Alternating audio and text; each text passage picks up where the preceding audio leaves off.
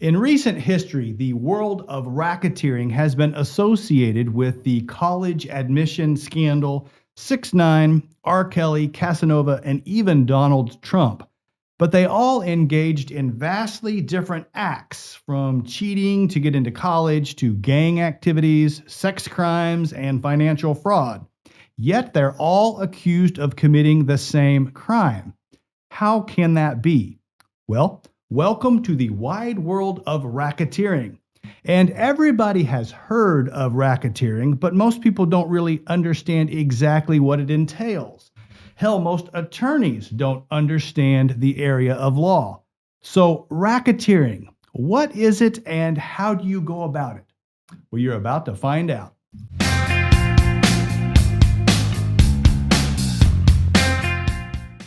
I'm Joshua Roberts, attorney at law, and you are watching Lawyer Up. In today's episode, we are talking about racketeering. If you have seen my earlier video on the topic, then you are already familiar with the basic concepts and examples. If you haven't seen it, no worries. We will cover all of the basics again in this video. We will define racketeering generally, how it used to be enforced at the state level, and how it is handled quite differently at the federal level through the Racketeer Influenced and Corrupt Organizations Act, or RICO. Then we are going to look at specific areas where RICO has been used to combat various forms of organized crime. Then we will look at several current racketeering cases, including the most recent involving rapper 6ix9ine, the college admission scandal, R. Kelly, and even talk about Donald Trump. Finally, I'm going to discuss two of the more colorful racketeering cases that I was involved with personally as an attorney over the last 25 years of practicing law. If you enjoy the episode, if you learned something, hit that like button for me. If you got something to say, you got a question, put it in the comment sections below. If you haven't subscribed, please subscribe now. Hit that subscribe button for me. And as most of you know, we are proud to have partnered with Webull, the online broker that allows you to buy or sell stocks or crypto or whatever you're into directly from your phone. Webull is free to join. It's free to use. There's no cost to buy or sell, so it's commission-free trading. Better yet, when you sign up and link a bank account and deposit as little as 1 cent, Webull will give you at least 2 free stocks worth at least $3 per share. And right now, they're running a special where if you refer a friend, you get 10 free stocks. So it is free money as well. So if you would like to join the over 2 million Webull traders, all you have to do is click on the link in the description below. Happy trading. So what is racketeering? Well, it's difficult to define because it's an umbrella under which many different types of actions fall. If you look it up in the dictionary, it says it is the practice of conducting or engaging in a racket, which is not real helpful.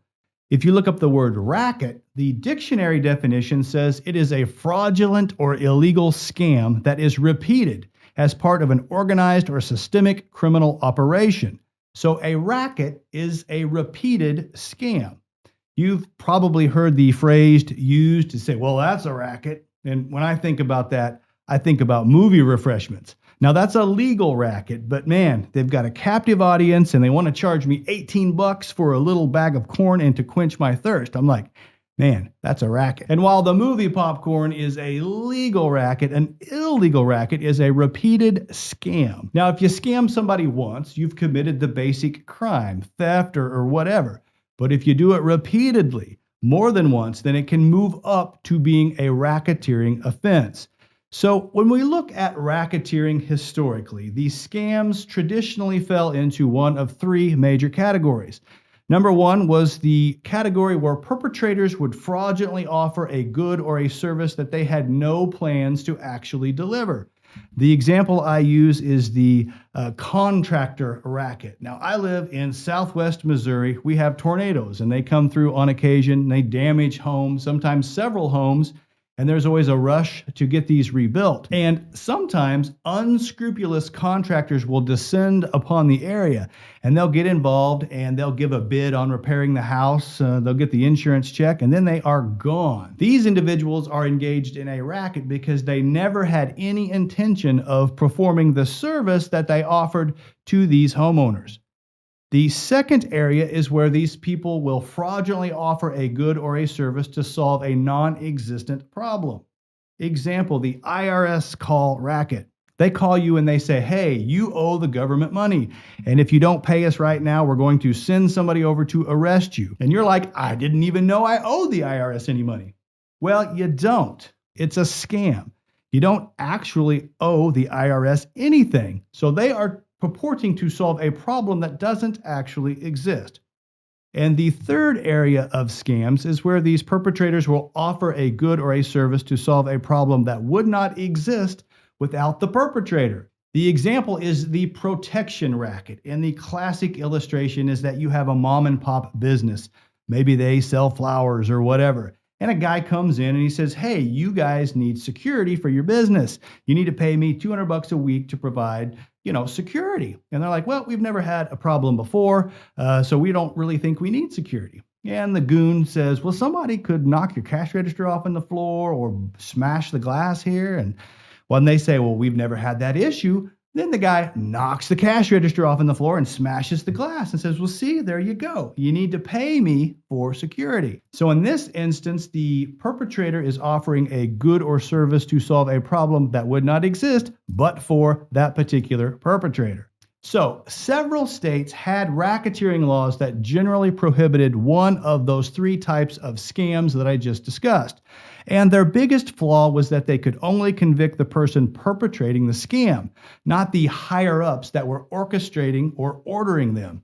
So the crime bosses were protected from prosecution because they didn't actually commit the criminal act themselves.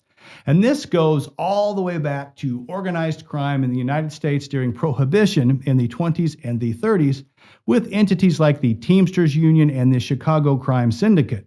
Al Capone, Scarface, for example, in his prime earned and laundered an estimated $100 million a year, which would be about $1.5 billion in today's dollars. And the majority of it was earned illegally through some form of a racket.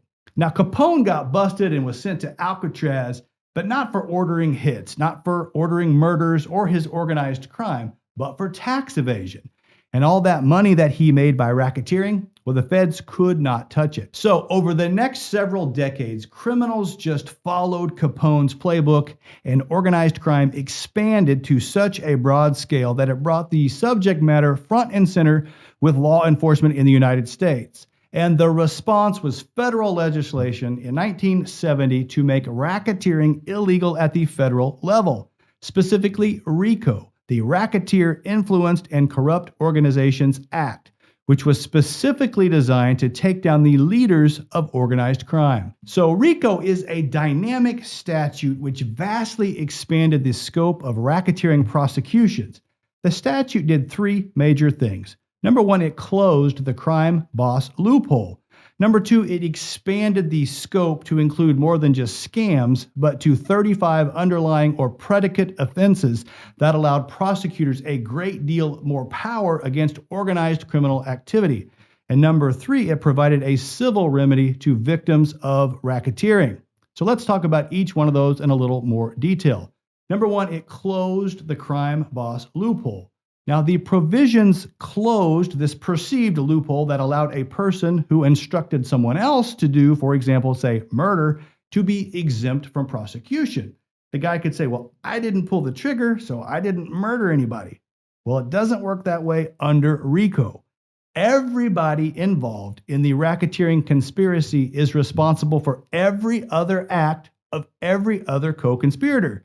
This allowed the leaders of the syndicate to be tried for the crimes that they ordered others to do or assisted them in doing, even though they didn't actually commit the crime personally.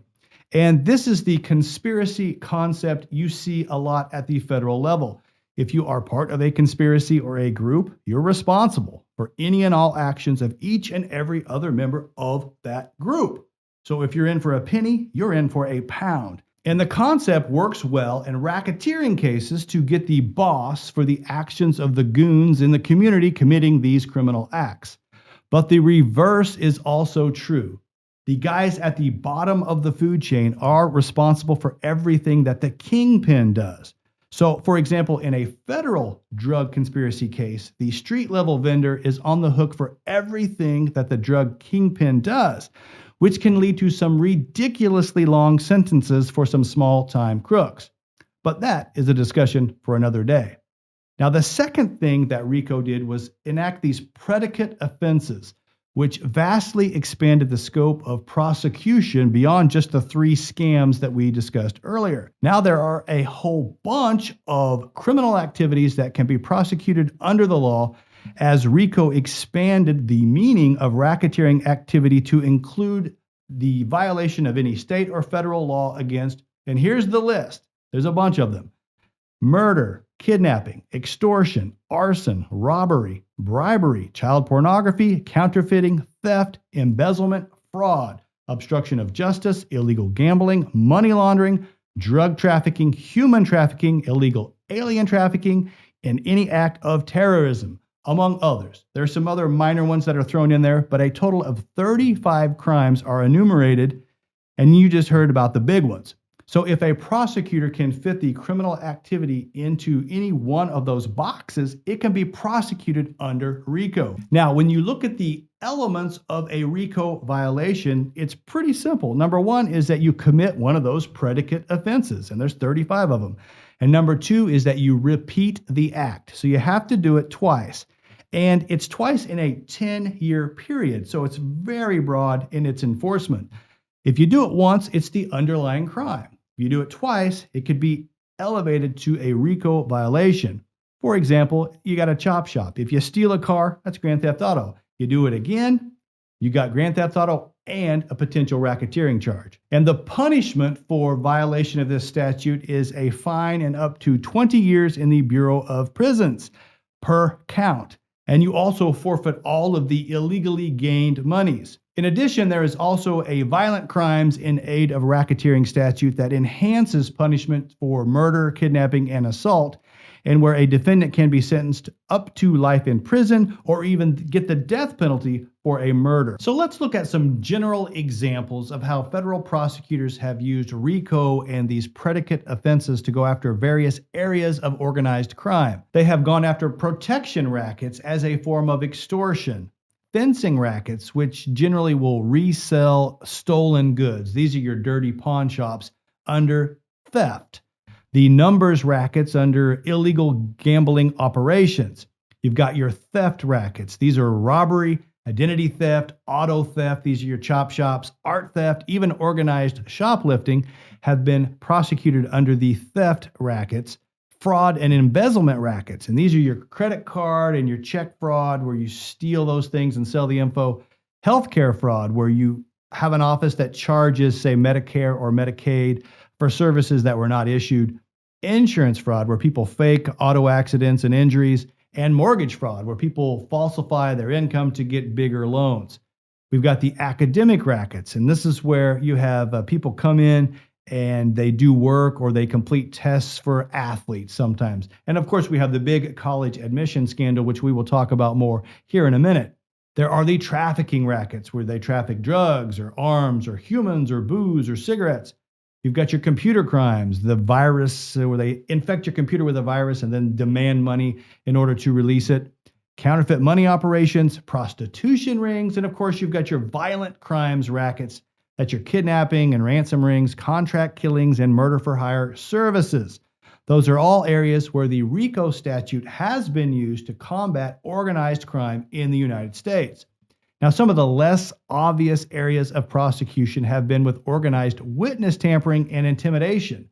One of those unexpected applications of RICO has been the ability to indict and sanction individuals for actions committed against these witnesses who are either victims or otherwise cooperating with the federal law enforcement and intelligence agencies. And also there has been prosecution of political corruption, primarily in the bribery of government officials, police, and judges. It's also extended into corporate corruption with illegal business transactions, which is usually insider trading. So those are several areas of RICO prosecution, many of which would not have been possible absent the expansive federal statutes. And the third component to RICO was the civil provision, which is unique. The RICO statute contains a provision that allows for the commencement of a civil action by a private party to recover damages sustained as a result of the commission of a RICO predicate offense.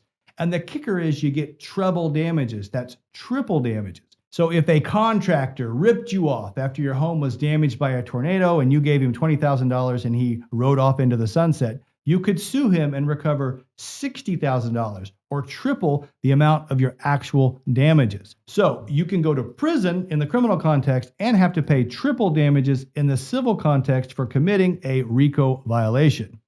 So let's talk about some famous racketeering cases that have been prosecuted under RICO. Now remember that the initial stated purpose was to prosecute the heads of organized crime. And that would be the mafia or the mob in the United States. And this started in 1987 with Rudy Giuliani successfully prosecuting the 5 families of New York's mafia under RICO. A couple of the guys were murdered along the way, but the other 3 heads received 100-year sentences. In 1992, John Gotti was convicted under RICO and later sentenced to life in prison. He actually died in Springfield, Missouri, which is where I'm filming this video. In 2006, 4 additional members of the Gambino crime family were tried under RICO statutes, found guilty, and sentenced to life in prison. In 2004, Joseph Massino of the Bonanno crime family was found guilty of 7 murders under RICO, but was able to avoid the death penalty by agreeing to cooperate with the government and testify against others in the organization. This is notable because he was the first sitting crime boss for a New York crime family to cooperate with the feds. And at the time, he was only the second in American Mafia history to do so, with Ralph Natali out of Philadelphia being the first back in 1999. More recently, the Latin Kings, one of the largest and most well-organized criminal gangs in the United States, was hit by the feds for RICO charges, first in 2009 in Chicago, and then in 2015 in a massive law enforcement effort to round up several leaders of the organization in Tampa, Florida. But as I mentioned, RICO has been extended to other areas that go well beyond traditional organized crime. For example, law enforcement corruption. In Key West, Florida, the police department in 1984 was indicted under RICO as several high-ranking police officers of the department were arrested and charged for protecting cocaine smugglers. In 2011, a federal grand jury in Pennsylvania handed down a 48-count indictment against 2 former judges. The judges were charged with RICO violations after taking kickbacks from a private detention facility. What they did was receive money from the facility in exchange for every juvenile they ordered detained there. The incident was dubbed in the media as the Kids for Cash scandal, and in the end, they aren't judges anymore, and they got to do a little jail time. Speaking of legal corruption, Scott Rothstein was a Florida attorney who ran a $1 billion illegal Ponzi scheme and is now disbarred and serving a 50-year prison sentence after being convicted under RICO. And in corporate corruption, Michael Milken in 1989 was indicted on 98 counts of racketeering and fraud related to insider trading and other offenses. Milken ultimately pled guilty to 6 counts and went to prison. And in one of the unexpected areas, there was a prosecution of 14 defendants affiliated with FIFA. That's the Federal International Football Association. That's the International Soccer Association you have probably heard of. These individuals were indicted for being involved in a 24-year scheme wherein they collected millions of dollars in bribes in exchange for awarding World Cup venue locations. It is widely rumored that this corruption directly led to the awarding of the 2018 World Cup to Russia. So let's now switch gears and talk about the current RICO headlines. And really the biggest recent story in that world is the college admissions scandal. Codenamed Operation Varsity Blues by the feds, 53 individuals were charged with racketeering, fraud, and bribery, including parents and coaches and employees of the Key Foundation who orchestrated the scheme. Most notable were actress Felicity Huffman and Lori Loughlin, who became the faces of the scandal. So here is what they did. Rich people paid William Rick Singer, who was the organizer of the scheme, millions of dollars to make sure that their kid got into the college of their choice. Specifically, what they did was bribe college exam administrators to allow cheating on the ACT and SAT tests by providing extra time or by substituting a ringer to take the test, or just by blatantly changing test scores after the fact. They would then bribe college administrators, coaches, and staff to guarantee admissions and for many of these kids to get scholarships. These bribes ranged anywhere from $100,000 to $1 million. There were 11 universities involved, including USC, UCLA, Stanford, Harvard, Yale, Northwestern, and Texas. The biggest violators were Georgetown and Texas's tennis teams, Yale's soccer team, Stanford's sailing team, and the USC water polo team. And maybe most famously, Lori Loughlin paid $500,000 to get her two daughters accepted to USC as members of the rowing team. The actress, best known for her role on Full House, was sentenced to 2 months in prison, a $150,000 fine, and 100 hours of community service. And her husband, he got 5 months in prison, a $250,000 fine, and 250 hours of community service. Felicity Huffman also pled guilty to a single count of conspiracy to commit mail fraud and was sentenced to 14 days in prison, a $30,000 fine, and 250 hours of community service. Now, Rick Singer, the figurehead, he has yet to be sentenced, but he is cooperating with the feds in getting convictions on all of these participating individuals. So now let's talk about 6ix9ine, or Tekashi 6ix9ine, or Daniel Hernandez, as his mama calls him. He is an American rapper and songwriter marked by colorful hair and colorful disputes with fellow celebrities, with popular songs such as Fifi and Kiki and Gotti.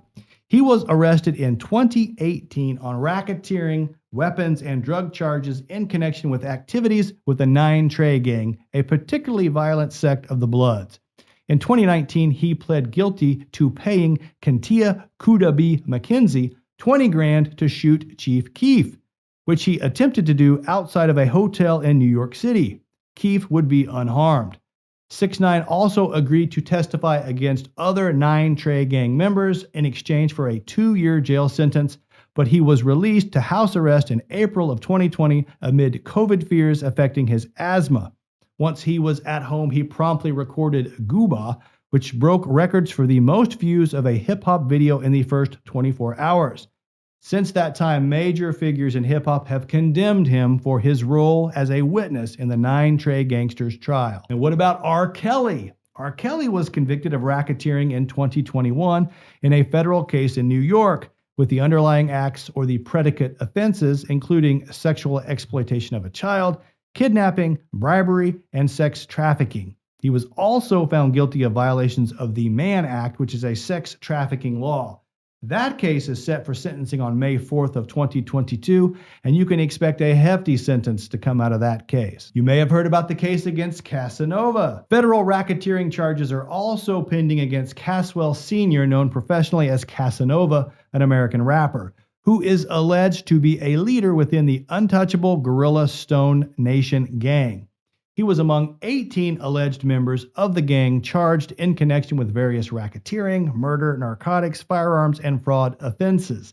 The acting assistant U.S. Attorney General said members of Gorilla Stone committed terrible acts of violence, trafficked in narcotics, and even engaged in brazen fraud by exploiting benefits programs meant to provide assistance in response to the COVID-19 pandemic. Casanova's lawyers have recently filed a motion to suppress evidence he believes was illegally collected from his iCloud account. So we will just have to wait and see how that one plays out in the court. And also in current news is political corruption. And you got to talk about Donald Trump, because you hear a lot of talk about Trump being indicted for RICO charges. But what you don't see several years later are any actual indictments. People have alleged his campaign broke campaign finance laws, that he benefited financially by directing the use of the Trump International Hotel in D.C. for government lodging, that his companies have committed financial crimes against the IRS and banking laws by providing false financial information, and for using his position as president for personal gain, whether it be the Ukrainian investigation of the Bidens or blah, blah, blah, right? But it's all just speculation until a prosecutor puts his money where his mouth is and files an indictment. So is that coming? Who knows? We'll just have to wait and see.